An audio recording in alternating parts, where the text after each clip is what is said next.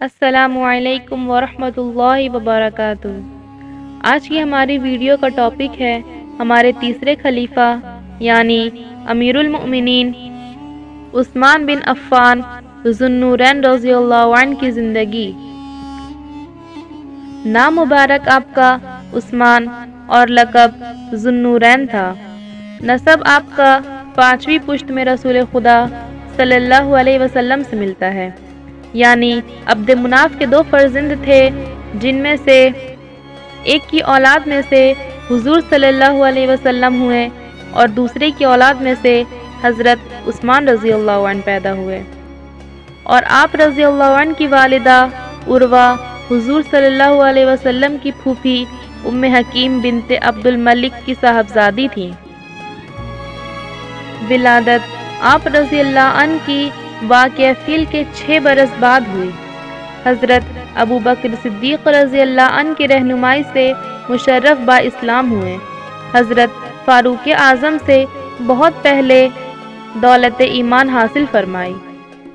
قد آپ رضی اللہ عنہ کا متوسط اور رنگ سفید مائل بزردی تھا۔ چہرہ مبارک پر چچک کے چند نشانات تھے۔ سینہ کشادہ تھا، داڑھی گھنی تھی۔ اخیر عمر میں زرد خضاب بالوں میں لگاتے تھے اور دانتوں کو سونے کے تار سے بنوایا تھا۔ قبل از اسلام بھی قریش میں بڑی عزت ان کی تھی اور بڑے صاحب حیا اور بڑے سخی تھے۔ رسول خدا صلی اللہ علیہ وسلم کے داماد تھے۔ 2 صاحبزادیاں آپ صلی اللہ علیہ وسلم کی یکے بعد دیگرے ان کے نکاح میں آئیں۔ پہلے حضرت رقیہ رضی اللہ عنہ سے آپ کا نکاح ہوا، پھر جب غزوہ بدر کے موقع پر ان کی وفات ہو گئی تو ام کلثوم رضی اللہ عنہ آپ رضی اللہ عنہ کی زوجیت میں آئیں، جنہوں نے سن 9 ہجری میں وفات پائی۔ حضرت فاروق اعظم رضی اللہ عنہ کے بعد خلافت کے لیے منتخب کیے گئے۔ قبل اسلام بھی بت پرستی نہیں کی اور شراب بھی نہیں پی۔ اس صفت میں یہ اور حضرت صدیق رضی اللہ عنہ دونوں ممتاز تھے۔ لقب ذو النورین کا کیا مطلب ہے؟ یہ لقب اس سبب سے ہوا کہ رسول خدا صلی اللہ علیہ وسلم کی 2 نور نظر یعنی حضرت رقیہ رضی اللہ عنہ اور حضرت ام کلثوم رضی اللہ عنہ آپ رضی اللہ عنہ کے نکاح میں آئیں۔ حضرت عثمان رضی اللہ عنہ کے سوا دنیا میں کوئی شخص ایسا نہیں ہوا جس کے نکاح میں کسی نبی کی 2 بیٹیاں آئی ہوں، اس وجہ سے آپ کو ذو النورین کا لقب دیا گیا۔ حضرت صدیق رضی اللہ عنہ کی رہنمائی سے یہ مشرف با اسلام ہوئے اور ان کے مسلمان ہو جانے کا علم کفار قریش کو ہوا تو بڑی ایذائیں دیں۔ ایک روز ان کے چچا حکم بن عاص نے ان کو پکڑ کر رسی سے مضبوطی سے باندھا اور کہا کہ تم نے اپنے باپ دادا کا دین ترک کر کے نیا دین اختیار کیا ہے، اور قسم کھائی کہ میں تم کو نہ کھولوں گا یہاں تک کہ تم اس نئے دین کو ترک کر دو۔ حضرت عثمان رضی اللہ عنہ نے جواب دیا کہ اللہ کی قسم میں دین اسلام کبھی ترک نہ کروں گا۔ آخر ظالم اپنے ظلم سے عاجز آ گئے اور ان کو رہا کر دیا۔ حضرت عثمان رضی اللہ عنہ کی خلافت۔ حضرت فاروق اعظم رضی اللہ عنہ جب اس دنیا سے رخصت ہونے لگے تو لوگوں نے درخواست کی کہ آپ کسی کو اپنا جانشین مقرر کر دیں، لہٰذا آپ نے فرمایا کہ یہ 6 شخص ہیں، جن میں عثمان، علی، طلحہ، زبیر، عبد الرحمن بن عوف اور سعد بن ابی وقاص رضی اللہ عنہم اجمعین شامل ہیں۔ ان سے زیادہ کوئی مستحق خلافت نہیں، ان میں سے کسی کو منتخب کر لینا، مگر 3 دن سے زیادہ انتخاب میں دیر نہ کرنا۔ چنانچہ حضرت فاروق اعظم کے دفن کرنے کے بعد یہ 6 حضرات جمع ہوئے اور مشورہ وغیرہ کیا، پھر حضرت عثمان رضی اللہ عنہ کا انتخاب ہو گیا اور سب نے ان کے دست مبارک پر بیعت کر لی۔ حضرت عثمان رضی اللہ عنہ کی کل 14 اولاد ہوئیں، جن کے نام کچھ یوں ہیں: عبداللہ، عمر، خالد، ابان، عمر، مریم، ولید، سعید، عبد الملک، عائشہ، ام ابان، ام امر اور مریم بنت عثمان رضی اللہ عنہ۔ حضرت عثمان رضی اللہ عنہ کا سب سے بڑا کارنامہ یہ ہے کہ قرآن کی اشاعت کی۔ حضرت ابو بکر رضی اللہ عنہ نے اپنے زمانے میں قرآن مرتب کرا دیا تھا، جو کہ حضرت حفصہ رضی اللہ عنہ کے پاس رکھا ہوا تھا۔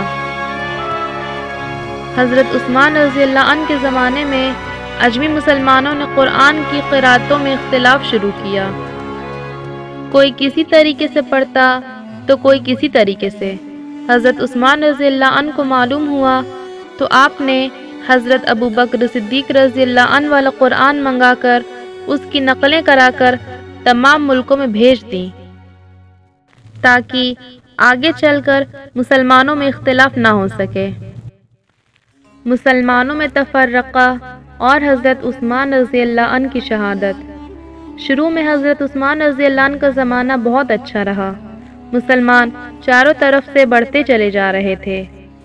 عبداللہ بن سبا یمن کا ایک یہودی تھا، اسلام کی ترقی اس سے دیکھی نہ جاتی، لیکن کرتا تو کیا کرتا، اتنی طاقت نہ تھی کہ کھل کر مقابلہ کرتا۔ آخر کچھ سوچ کر مسلمان ہو گیا۔ اب رات دن اسی فکر میں رہتا تھا کہ کس طرح مسلمانوں میں پھوٹ پڑ جائے۔ یہ لوگوں سے ملتا اور کہتا کہ عجیب بات ہے کہ رسول اللہ صلی اللہ علیہ وسلم کے بعد ان کے عزیز و قارب تو یوں ہی رہ گئے اور ادھر ادھر کے لوگ خلیفہ بن بیٹھے۔ اب بھی وقت ہے حضرت عثمان رضی اللہ عنہ کو ہٹا کر ان کی جگہ حضرت علی رضی اللہ عنہ کو بادشاہ بنا دو، وغیرہ وغیرہ، اور لوگوں کو خوب بھڑکاتا رہا، یہاں تک کہ اس نے اپنی ایک فوج بنا لی اور حضرت عثمان رضی اللہ عنہ کو قتل کرنا چاہا۔ حضرت علی رضی اللہ عنہ نے جب دیکھا کہ وہ حضرت عثمان رضی اللہ عنہ کو نہیں بچا سکتے اور باغی ان کو بھی بدنام کرنا چاہتے ہیں، تو اپنے صاحبزادوں میں سے حضرت حسن رضی اللہ عنہ اور حضرت حسین رضی اللہ عنہ کو حضرت عثمان رضی اللہ عنہ کی حفاظت کے لیے بھیج دیا اور خود مدینہ چھوڑ کر چلے گئے۔ غرض کہ مدینہ بالکل خالی ہو گیا اور باغیوں نے آخر 22 روز کے محاصرے کے بعد دروازے میں آگ لگا دی اور اسے گرا کر اندر گھس گئے۔ بعض لوگ پڑوس کے مکان سے کود کر پہنچ گئے۔ حضرت عثمان رضی اللہ عنہ قرآن پڑھ رہے تھے، باغیوں نے تلوار ماری اور ان کے خون کے قطرے قرآن کی ایک آیت پر گرے۔ آپ کی بیوی حضرت نائلہ رضی اللہ عنہا نے بچانا چاہا تو ان کی انگلیاں ہتھیلی سے کٹ گئیں، پھر سارے گھر کا سامان لوٹ لیا۔ یہ واقعہ 18 ذی الحجہ سن 35 ہجری میں پیش آیا۔ اسی دن سے مسلمان ایسے ٹکڑے ٹکڑے ہوئے کہ پھر آج تک جڑنا نصیب نہ ہوا۔ حضرت عثمان رضی اللہ عنہ مقام حش کوکب میں دفن کیے گئے۔ حضرت عثمان رضی اللہ عنہ نے بھی اسلام کے لیے بہت سی قربانیاں دیں اور بہت سے کام انجام دیے۔ تو یہ تھا حضرت عثمان رضی اللہ عنہ کا واقعہ۔ امید ہے آپ کو پسند آیا ہوگا۔ اگر ویڈیو اچھی لگی ہو تو لائک، شیئر اور سبسکرائب کرنا نہ بھولیں۔